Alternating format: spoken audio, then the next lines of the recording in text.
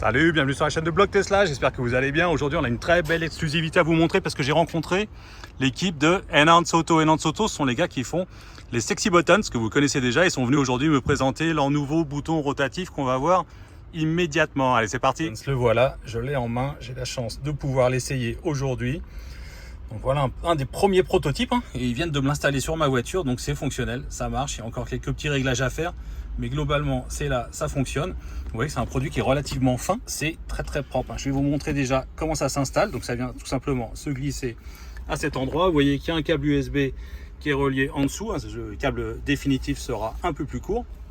Ici on vient mettre le bouton et on referme tout simplement la trappe. Et ils sont en train de travailler sur une version un tout petit peu plus fine, un peu moins épaisse, pour qu'on puisse continuer à utiliser les tiroirs de rangement comme celui que vous voyez ici. Donc voilà pour la présentation du matériel en lui-même. Pour le branchement, ça se fait à l'arrière. Ici, là c'est démonté comme précédemment. Donc il y a juste besoin de venir brancher le commandeur à l'arrière qui est relié automatiquement à la voiture et au bouton. Donc on va aller directement dans les différents menus. Vous voyez ici on a un petit point là, comme on peut retrouver sur des téléphones. On va faire le focus pour que vous voyez mieux. Voilà, comme on peut retrouver sur des téléphones ou des tablettes par exemple. Tous les objets tactiles qui nous permettent de savoir dans quel écran on est. On peut avoir jusqu'à 3 écrans. Donc c'est 1, 2 ou 3 écrans. Si vous voulez un seul écran pour n'avoir que vos informations principales et que ce soit moins compliqué, c'est possible. Si vous voulez mettre donc 5 boutons, c'est ce que vous pouvez faire. Si vous voulez mettre 10, vous mettez un deuxième écran. Si vous voulez en mettre 15, donc c'est le maximum, jusqu'à 15 actions, vous pouvez mettre un troisième écran. Et le principe est assez simple. On va revenir sur celui d'origine.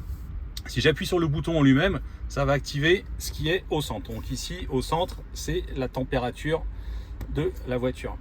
J'appuie sur le bouton, voilà. Et ici, c'est en degrés Fahrenheit, il faudra régler. Et vous voyez que la couleur en plus change. Et sur l'écran OLED, qui est très net, vraiment impeccable. Et sur le petit éclairage RGB qu'on a autour.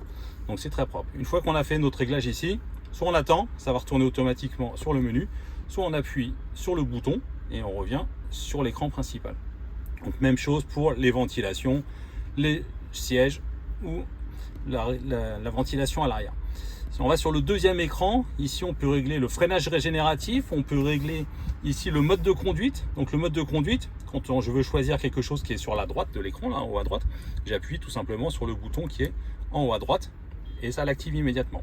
Donc là je suis dans le mode child ou je peux passer au mode sport et vous voyez avec la couleur qui change entre les deux.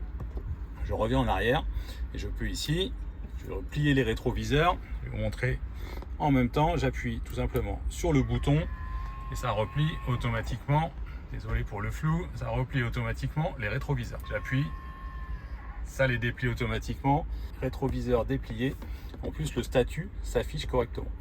Et tout ça c'est avec une interface haptique, donc quand on tourne, on sent le bouton physique et on sent surtout des petits clics. Et ce qui est intéressant, c'est quand je suis dans l'écran 1, j'ai un clic. Quand je suis dans l'écran numéro 2, j'ai 2 clics. Et l'écran numéro 3, vous l'avez deviné, il y a 3 clics.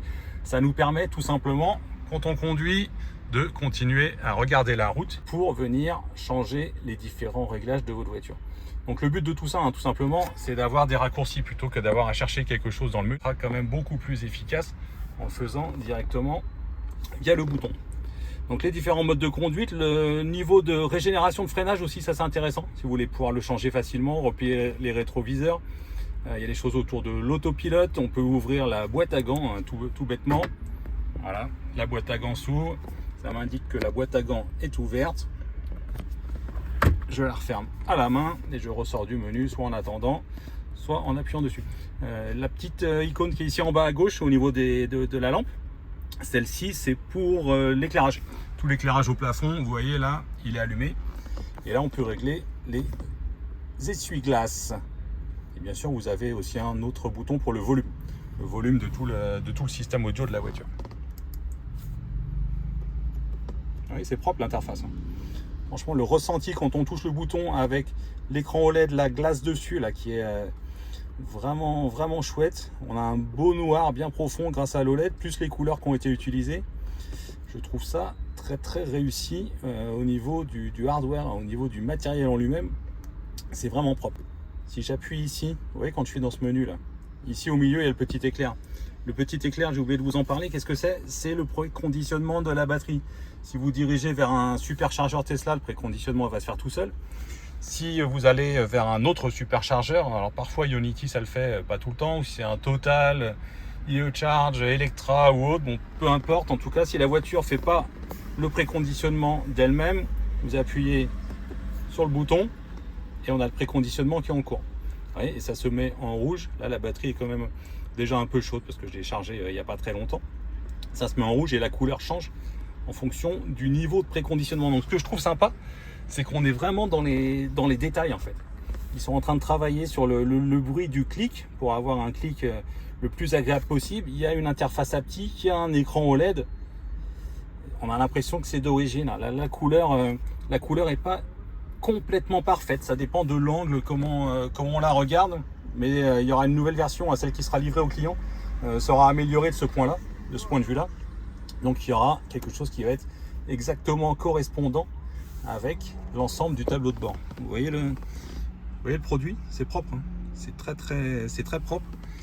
Et vous pouvez choisir soit de le laisser allumer en permanence, soit qu'il s'éteigne et qu'il se rallume dès qu'on le touche.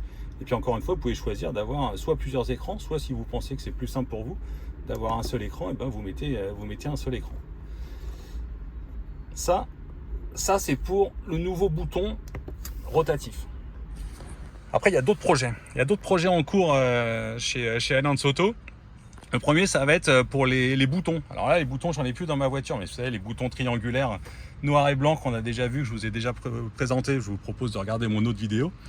Et ben, il va y avoir une nouvelle interface. Donc la nouvelle interface, elle va arriver d'ici la fin de l'année. Elle aura un look beaucoup plus semblable à une interface Tesla avec du gris, avec des polices différentes. C'est quelque chose qu'on avait proposé sur le forum blog Tesla. On leur avait envoyé des idées d'interface. Ils ont recruté un UX designer pour travailler l'expérience utilisateur et ça va être mis en ligne. Donc il y a une mise à jour d'ici très peu de temps. Et évidemment, on pourra cumuler cette interface avec le bouton rotatif et des boutons triangulaires physiques comme ceux qu'on connaît déjà chez Enhance. Voilà pour la présentation. C'était un beau scoop, donc je tiens vraiment à remercier Enhance Auto qui nous a fait le plaisir de venir jusqu'à nous de Bulgarie aujourd'hui pour présenter ce produit. N'hésitez pas à nous poser des questions, à me poser des questions sur le forum de blogtesla.fr. Et si vous commandez, alors ce produit-là est uniquement en précommande pour l'instant. Il sera livré, je pense, d'ici quelques semaines ou au pire d'ici la fin de l'année. Ils sont en phase de finalisation. Et si vous commandez chez Enauto, je vous mettrai le lien dans la description en bas de la vidéo, vous aurez des réductions. Pour l'instant, vous avez des réductions sur les boutons Sexy Buttons, ces boutons triangulaires dont je vous parlais tout à l'heure avec le petit boîtier commandeur. Code blog Tesla FR. Vous avez une belle réduction et bientôt, on aura une réduction aussi pour ce nouveau bouton rotatif. En attendant, c'est les précommandes et vous avez déjà un très bon tarif qui est meilleur que celui qui sera pratiqué une fois que le lancement commercial sera réalisé. Bon, écoutez, merci à tous. J'espère que vous avez appris des choses dans cette vidéo. N'hésitez pas à me faire des commentaires ou à me poser des questions ici sur la vidéo ou sur blogtesla.fr. À bientôt pour d'autres vidéos. Salut!